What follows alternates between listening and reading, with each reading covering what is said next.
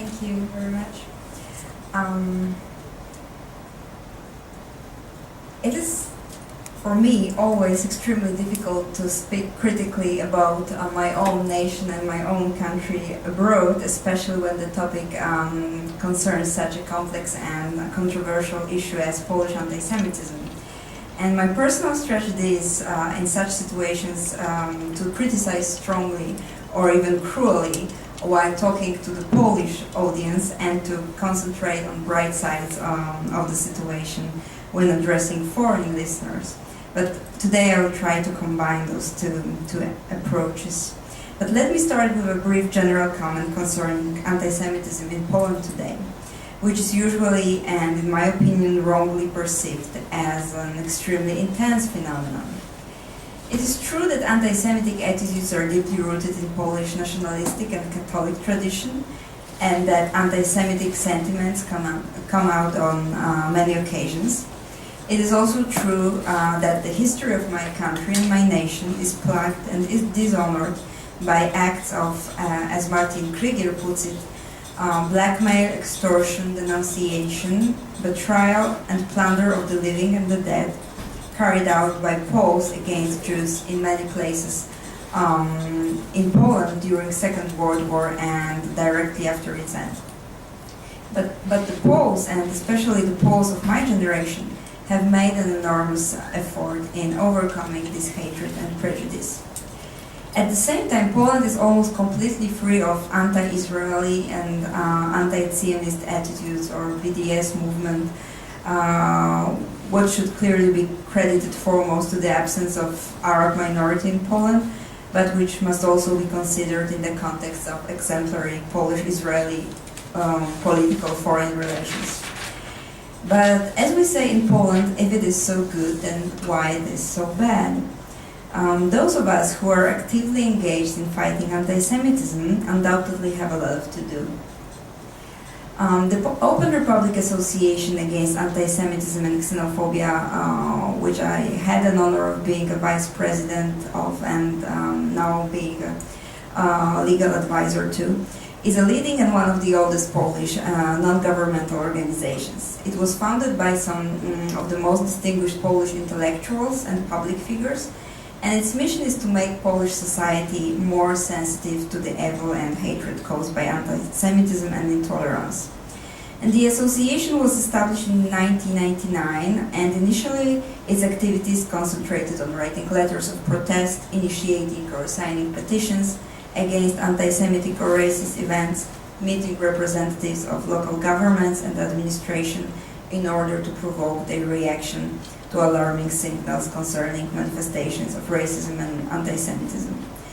At the same time, Open Republic Association was confronted with the very troublesome attitude of many officials and representatives of judiciary and police who manifested in their official correspondence and public statements open hostility, discrimination, and prejudice towards different minority groups. And even more alarming was the fact that some of such statements appeared in prosecutors' decisions and judges' rulings, on most occasions dismissing any charges against anti-Semites or racists. And thus the Open Republic decided to launch its legal projects called Law Against Hatred and Society Hatred. And the main purpose of those projects was to launch a campaign which aimed at informing Poles who oppose anti-Semitism and racism about how to successfully report to the police and prosecutor's office on hate speech and hate crimes. And very soon we, as an association, were confronted with some troubling cases. But let me say a few words about legal provisions in Poland, about the provisions of criminal code, because they differ so much from the provisions binding here in the US. The Polish criminal code, similarly to criminal codes in other European countries, prohibits incitement to racial hatred and public insult due to race, national, ethnic or religious origin, as well as public advocacy of National Socialist and Fascist system. Those who oppose the criminalization of words, including racist and xenophobic words, will most probably not approve of the situation in which it is possible to obtain a 3-year jail sentence for shouting anti-Semitic remarks. But the European system of human rights protection, to which Poland belongs, founded on the ruins of Europe, devastated by totalitarian regimes, applies legal measures for counteracting anti-Semitism and racism in a way which limits freedom of speech. Now, Białystok and Wrocław are big Polish cities where anti-Semitism and racism and the activities of extreme right-wing organizations are more visible than elsewhere in Poland. In those cities in the last few years, some very frightening decisions have been taken by local prosecutors and judges. In the case of Wrocław, a judge has found unguilty a group of activists of the National Rebirth of Poland, which is an extreme right organization, for their anti-Semitic and racist slogans and shouts during public demonstration, with shocking reasons. The judge said in his decision that the opinions of the members of National Rebirth of Poland were merely a proof of their fascination with the theory of the preservation of separation in the rich mosaic of races, developed by Arthur Gobineau, the author of an essay on inequality of human races, whose main ideas were then adopted by Hitler and Nazism. If this very fact constitutes, in the judge's opinion, an excuse for calls such as "blacks go to Africa" or "Jude raus," we need to consider whether the judge himself is not, by any chance, fascinated by the mosaic of human races theory. Not long afterwards, one of Białystok prosecutors who received a notice of the crime committed by unknown perpetrators who painted swastika symbols on buildings in public spaces, decided that the case needed to be dropped because the swastika could be seen as a symbol of happiness and wealth in the Asian culture. It is possible that neo-Nazis who probably painted those swastikas were themselves outraged by the fact that they were, with their paintings, propagating Asian culture, which, as any other underculture, they abhor. But the question arises again: was the prosecutor aware of the scale of the problem of racism in his own city? Did he know of the devastations of synagogues, setting the flats of foreigners on fire, or of neo-Nazi marches? Did his history teachers at school not tell him what the swastika after the Second World War means in our part of the world? It is a shame that certain representatives of the system of justice in Poland do not feel responsible enough to stop and think for a moment before referring to the theories of inequality of races or the role of the swastika in Asian culture. Unfortunately, more such decisions of prosecutors and court sentences have come down in Poland. A court in Opole dismissed charges against a law school graduate student accused of producing and distributing neo-Nazi leaflets and gadgets with the reasoning: the court proceedings against the student could harm his future legal career. A prosecutor in the city of Wrocław did not find it necessary to take action against illegal dissemination of the Polish edition of Mein Kampf, because he just accepted the publisher's explanation that he published the book for a scientific purpose. And one of my favorite examples, the poster stating and presented in public, "We will expel Jews from Poland," was not considered by the prosecutor an incitement to hatred based on ethnic and national origin, with an explanation. In order to find the slogan inciting to anti-Semitic hatred, it would have been necessary for it to be formulated in a different grammatical form, which means "let's expel Jews from Poland." I would now like to present in detail two cases concerning anti-Semitic hate speech and hate crimes in which the Open Republic Association took legal actions. The first one is called Pietrasiewicz case, from the last name of the person it concerns. One of the main problems considered in the legal discourse on hate speech and hate crimes in Poland is the following question: does one need to be a real Jew in order to be entitled to feel insulted by an anti-Semitic publication or statement? To foreigners, the question may sound Weird, why should it matter? But Poland is a country with almost non-existing Jewish community, so anti-Semitic incidents which we encounter in Poland are mostly directed against people who are not Jewish, not in the sense of their ethnic, national or religious origin or identity. Who is then legally allowed to feel offended?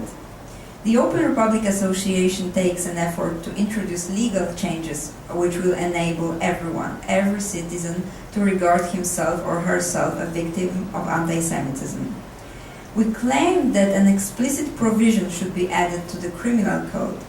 It should establish a legal rule according to which hate speech and hate crimes can be committed against any person, including those who do not belong to a particular group protected in Polish law, which means, for example, Jewish people, Muslims, Roma people.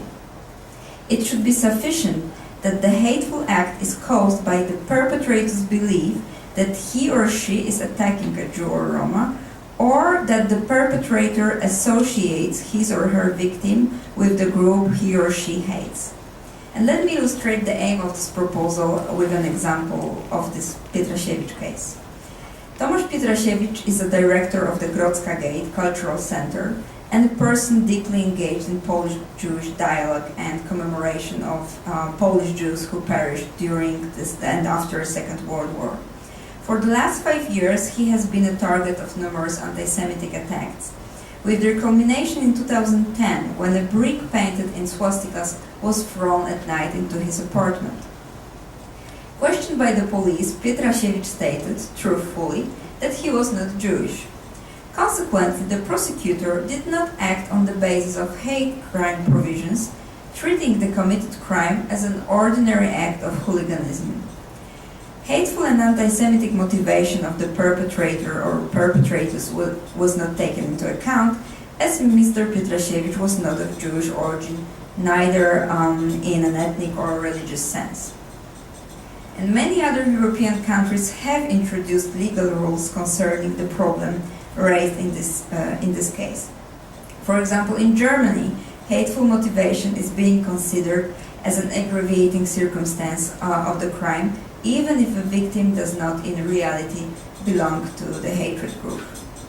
And after intensive media campaign and the Open Republic Association's intervention, a legal characterization of the crime committed against Mr. Pietrasiewicz has changed, and its anti-Semitic character has been noted by the prosecutor. Unfortunately, the proceeding was discontinued as no perpetrators were identified, and unfortunately, no systemic changes in the Polish legal system has taken place yet. And the second case, which I would like to describe, is for me personally extremely hurtful.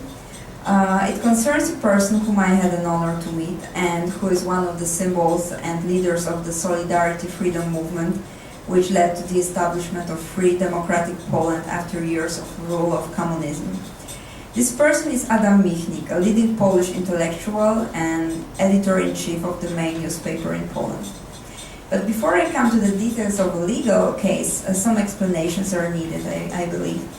Adam Michnik is a Polish Jew who has never denied or kept in secret his Jewish origin.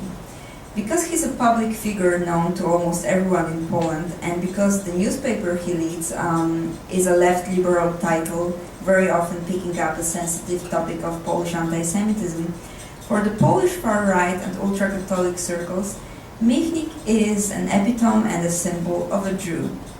He has also been repeatedly a victim of anti-Semitic attacks, mostly verbal attacks. In March 2012, for the third time in the last couple of years, the grave of Adam Michnik's parents, Helena Michnik and Ozia Schechter, has been devastated. The Open Republic Association informed the prosecutor that the crime of devastation and desecration was accompanied by the crime of spreading anti-Semitic hatred, as the grave was sprayed with the swastika, with the drawings of the Star of David hanging on the gallows. Open Republic claimed that the anti-Semitic and hateful character of this act left no doubts. Through their act, the perpetrators not only wanted to destroy and desecrate the grave, but their aim was also to express their hatred towards Jews and to incite others to such hatred. The Star of David hanging on the gallows should also be seen as a manifestation of hatred and contempt towards Adam Michnik, but caused by his Jewish origin.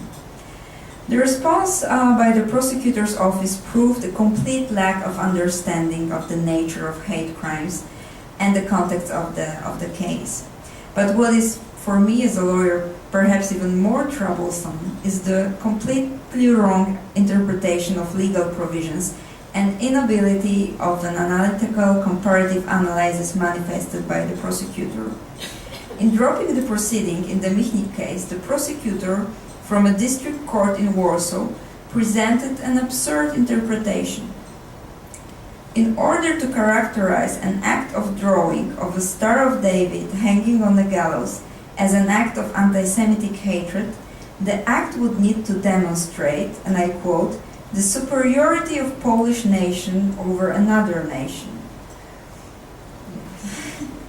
So for the prosecutor, the devastation and desecration was only an act of hooliganism, which, what the prosecutor said, deserves condemnation, but cannot be legally regarded as hate crime. I think that never before have I read a more false legal analysis. And I would just like to quote part of the position of the Open Republic Association regarding the prosecutor's decision on discontinuation of the proceeding.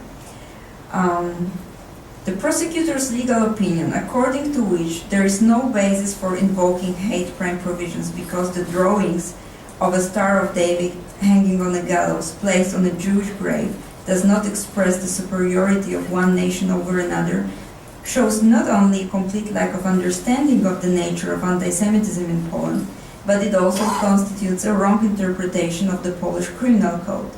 It belongs to the body of common knowledge that for the Polish far-right nationalistic circles, the symbol of the Star of David is a direct synonym of Jew as a national, ethnic and religious group. Thus, the Star of David hanging on a gallows placed on a Jewish grave means nothing else but a Jew hanging on the gallows.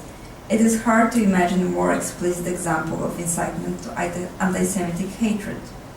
The Prosecutor General decided that the Michnik case should be re-examined, which was a success. But as usual, the proceeding was discontinued again, as no perpetrators have been identified. But the last minute news just from yesterday says that the proceedings have been reopened again because some new evidence appeared. So we now hope that this time the perpetrators will be found and punished.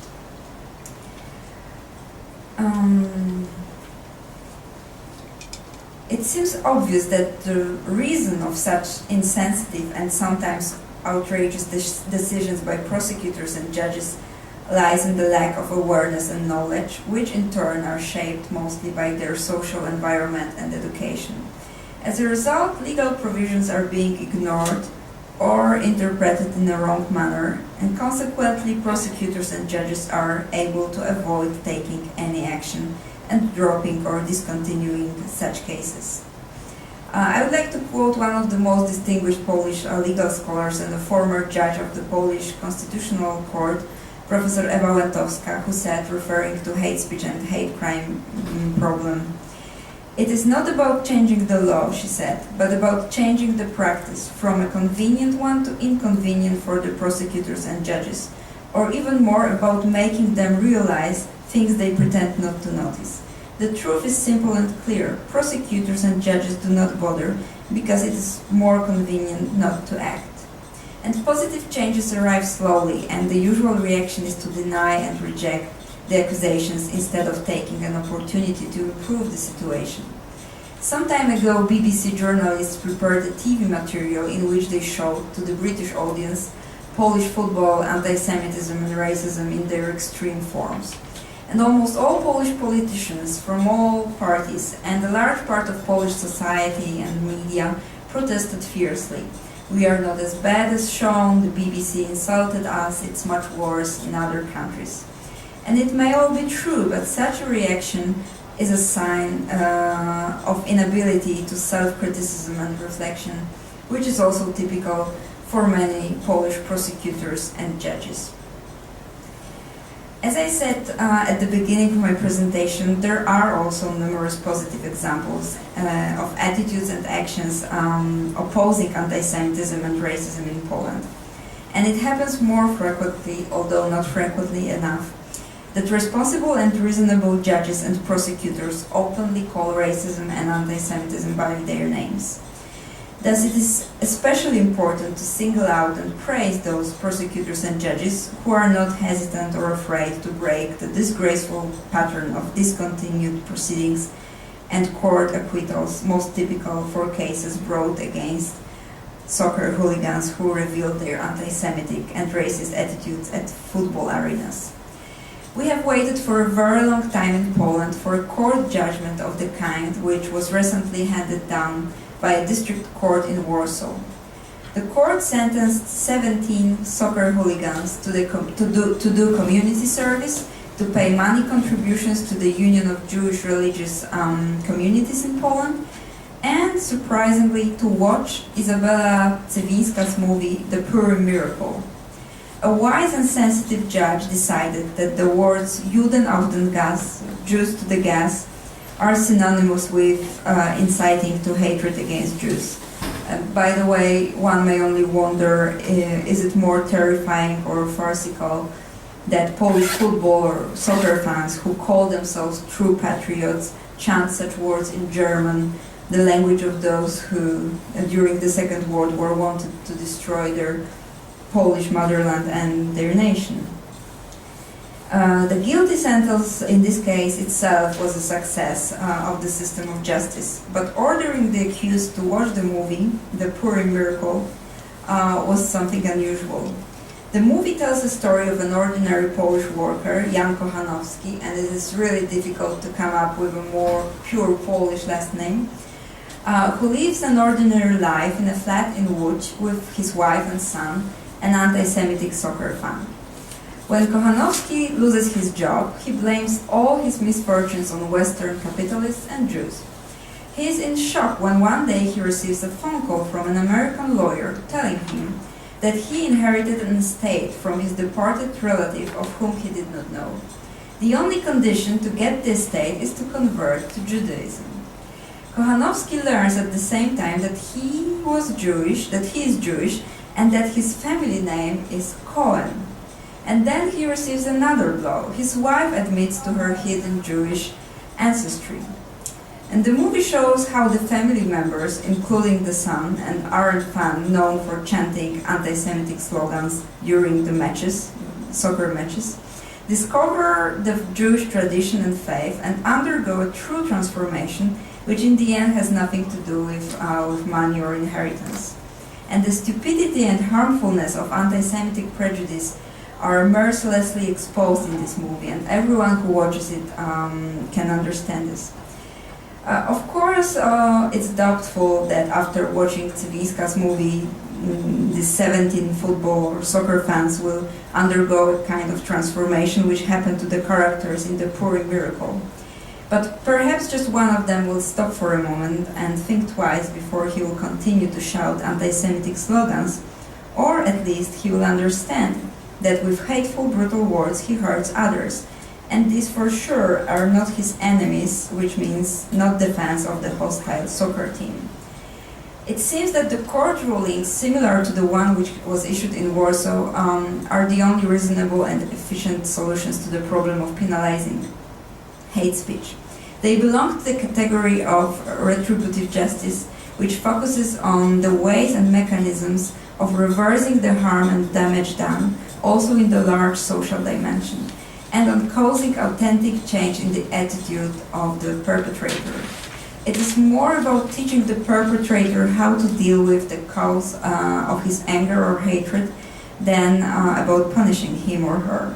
In the Polish judicial record, this practice is still almost unrepresented, and one may only wish that such miracles of Purim as the one which happened in Warsaw happen to us more often. Other positive and hopeful signals in Poland include launching of the whole series of trainings and courses on hate speech and hate crimes for police officers, prosecutors and judges, by the Polish Ombudsman and Prosecutors General Office. Then very decisive statements by the new Minister of Interior, who publicly during a TV primetime interview declared a war against anti-Semites and racists, turning to them in a Dirty Harry Clint Eastwood manner, saying, "Be aware, we're going to get you." I hope they will. There are also other important events taking place, maybe not from this legal sphere. There was an official Hanukkah celebration in the Palace of the President, with the President of Poland and his wife attending. Or there was just recently the opening of the Europe's most modern, impressive, really marvelous Museum of the History of the Polish Jews in Warsaw, where many of the exhibitions present the problem of Polish anti-Semitism in a courageous way. And most importantly, as far as I know, there's already a long list of Polish schools from all around the country which intend to organize museum visits for their students. I'm aware of the fact that Poland and Poles are perceived by many as indelibly marked with the sin of anti-Semitism. But as a Pole deeply engaged in fighting anti-Semitism, I claim that the Polish society is changing. It learns its history and its murky moments. It rediscovers and celebrates Jewish heritage in Poland. It is more human rights oriented. These changes are not rapid and spectacular, but already noticeable. Obviously, it does not constitute an excuse for Polish police, prosecutors, judges, and society as a whole not to take action every time anti-Semitism occurs. But my impression is that more and more Poles are aware of their responsibility to fight anti-Semitism. I hope that the years ahead will prove that I'm not wrong. Thank you.